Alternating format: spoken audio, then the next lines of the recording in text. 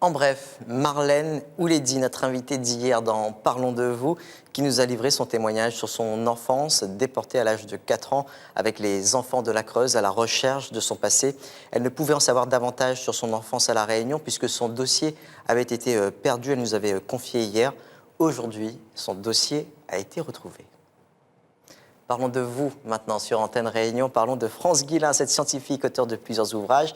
Elle a vécu en mer pendant 17 ans. Sa personnalité atypique est à La Réunion aujourd'hui pour une série de conférences et d'ateliers sur sa méthode, des méthodes diététiques totalement naturelles pour se soigner à moindre coût. Mais qui est vraiment France Guilin? Pour la découvrir, elle est avec nous. Bonjour France Guilin. Bonjour. Merci d'avoir accepté notre invitation. Vous arrivez tout juste de Métropole. Vous êtes arrivé ce matin. Merci d'avoir accepté notre invitation. Vous vous définissez plus comme une scientifique ou comme une aventurière? Plutôt scientifique qu'aventurière, mais enfin aventurière pas mal aussi. Donc les deux vont ensemble. Petite, vous rêviez d'être oiseau ou poisson, c'est ça? Exactement. Expliquez-nous. Eh bien oui, parce que déjà j'ai grandi à Tahiti à une époque où il n'y avait pas de télévision, il n'y avait pas d'avion, et je regardais le globe terrestre. Tahiti c'est un tout petit point, ça fait à peine 120 km de tour, et je rêvais de découvrir le monde. Et quand on n'a pas de moyens financiers, eh bien on y va à la nage ou en pirogue. Donc quand j'avais une admiration extraordinaire pour les poissons et les oiseaux qui pouvaient aller au bout du monde gratuitement. Donc le voilier était vraiment moitié poisson, moitié oiseau. Vous aviez habité 17 ans en mer sur votre voilier avec vos enfants. Pourquoi autant de temps? Parce que la vie fonctionnait comme ça, parce que je gagnais ma vie un petit peu de toutes les manières. J'ai fait de tout. J'ai fait de la traduction pour aider une société à se monter.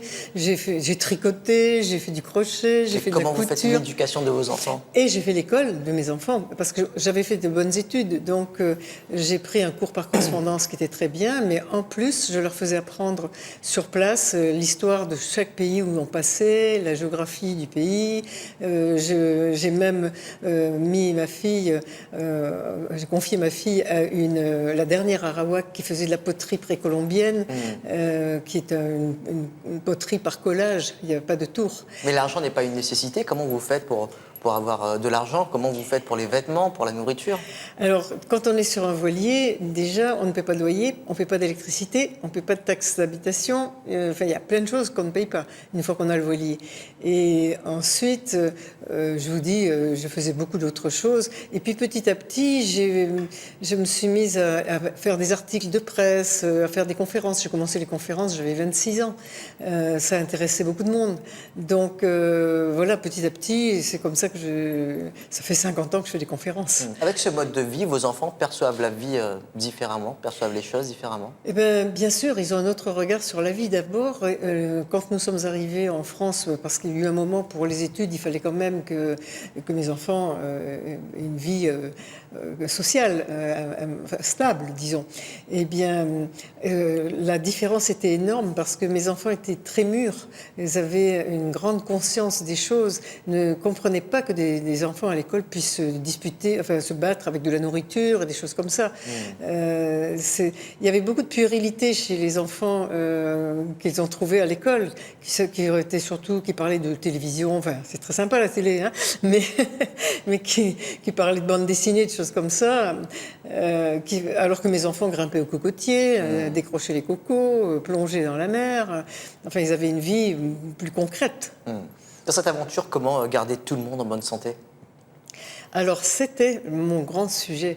Et j'ai observé dans tous les pays où je passais ce que mangeaient les gens qui arrivaient à 90 ans en bon état. Et quand je dis en bon état, ça veut dire avec une bonne libido. Je ne les ai pas essayés, hein, mais c'était quand même... Libre à vous. Non, mais c'est quand même des gens qui sont autonomes, vous voyez. Alors, ils mangeaient quoi?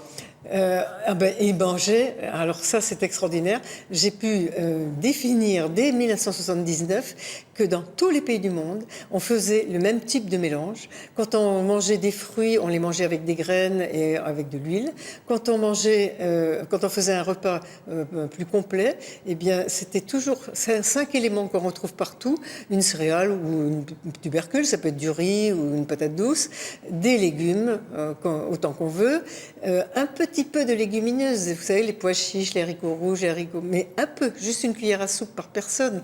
Et puis un tout petit peu de protéines animales, il n'y a vraiment pas besoin de beaucoup, même la moitié d'un œuf peut suffire. Et puis de l'huile, une bonne huile. Ici, on a le coco qu'on peut... Je ne parle pas du coco qu'on fait cuire, il ne faut jamais le faire cuire, mais le coco frais, enfin qu'on râpe et dont on met le lait sur ces aliments, c'est une pure merveille. Alors, grâce à vos connaissances, vous êtes conseillère diététique pour les plus grands sportifs. On parle de qui? Il y a quelqu'un qui suit mon alimentation depuis longtemps, c'est Zidane. Mais il n'est pas le seul. Il y a aussi beaucoup d'actrices de cinéma, il y a énormément de mannequins.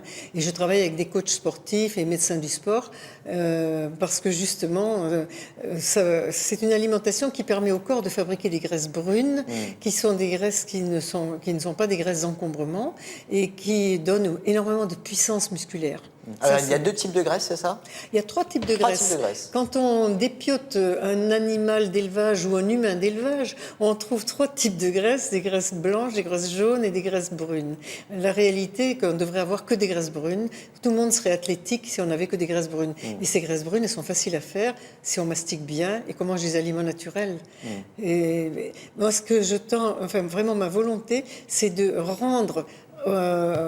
à toutes les populations qui ont été un peu dévoyées de leur alimentation par ce que nous appelons la civilisation, je vais dire l'occidentalisation un peu excessive. Les Occidentaux eux-mêmes se sont dévoyés de leur propre alimentation saine et ils ont contaminé tout le reste de la planète. Et ça, quand on voit du coca aux Philippines, bon, c'est triste à pleurer, quoi.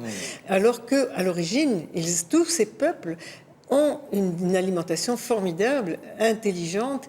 Celle que j'ai décrite en 1979 a été démontrée par Harvard en 2008 à la suite de 22 000 études internationales. On en reparle encore récemment, là, dans le dernier Sciences et Avenir. On est vraiment dans les 2 préparations typiques que j'ai nommées Miamo fruits, Miamo 5 pour que ça fasse plaisir aux petits-enfants. En tout cas, merci beaucoup. Avec les méthodes naturelles, vous venez de nous l'apprendre, il est possible de guérir ou de prévenir beaucoup de maladies. Merci France Guillain d'avoir accepté notre invitation. Vous serez en conférence du 29 au 7 février prochain, un peu partout dans l'île, pour parler de la méthode. Merci beaucoup. Et puis on va montrer le livre. Il est là, La méthode France Guillain. Merci beaucoup. Merci à vous aussi.